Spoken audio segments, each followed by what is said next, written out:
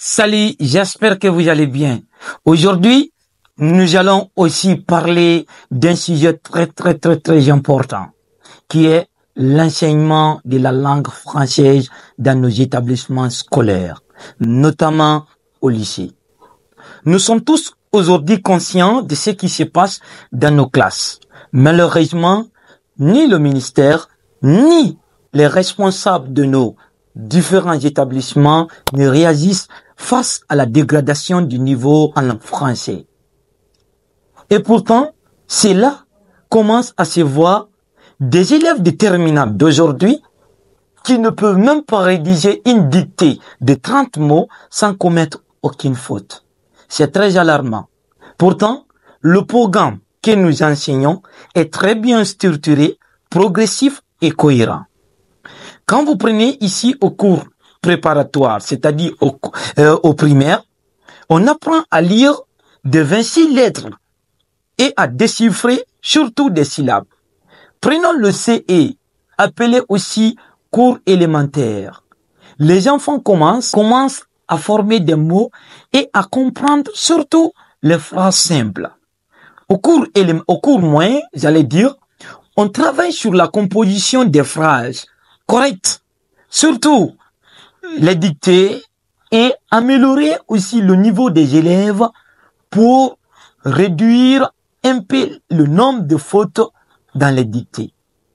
Au collège, on approfondit la grammaire, le vocabulaire, l'expression écrite, lecture expliquée, la conjugaison, etc. Mais arrivé au lycée, tout change. La plupart de nos professeurs d'aujourd'hui ne jurent plus que par la littérature, oubliant les fondamentaux.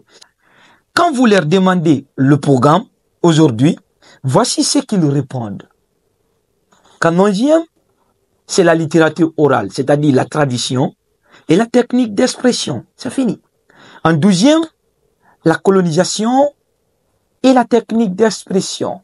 En terminale, c'est l'étude, les indépendances, la mondialisation, l'intégration des cultures et les programmes et les problèmes de l'Afrique contemporaine.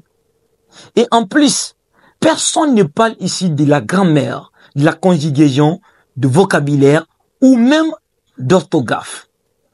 Mais comment un enfant ou un élève qui ne maîtrise pas la concordance des temps ou la structure d'une phrase pourrait-il faire ici un bon exposé? Comment pourrait-il rédiger ici un rapport ou un CV ou voire même une demande administrative correcte sans aucune connaissance ou bien sans même voir des bonnes connaissances sur la notion de la grammaire, sur la conjugaison, le vocabulaire? Et là, il faut enrichir le vocabulaire une fois au lycée. Le programme, même s'il date, précise pourtant que les notions fondamentales doivent être reprises une fois au lycée. Mais de la 11e année jusqu'en terminale, avant même ici d'aborder la technique d'expression ou la littérature, comme d'habitude. C'est pourquoi je partage avec vous une réflexion d'un directeur d'une grande école privée de la capitale.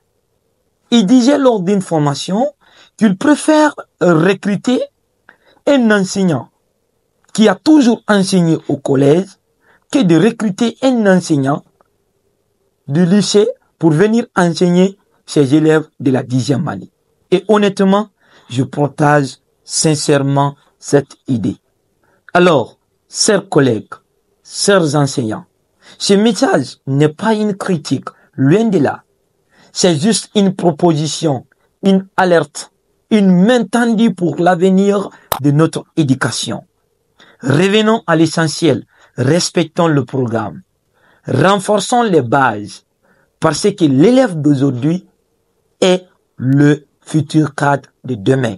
Sans maîtrise de la langue française, il ne peut y avoir de réussite. Je vous assure, les gens critiquent l'étude de la langue française, mais dans tout domaine, il faut maîtriser le français. Que tu sois expérimentateur, mathématicien, ou voire même sociologue, il faut maîtriser le français pour mieux aborder n'importe quel sujet. Merci pour votre attention et à très bientôt pour une autre réflexion éducative. C'était votre prof Kefa.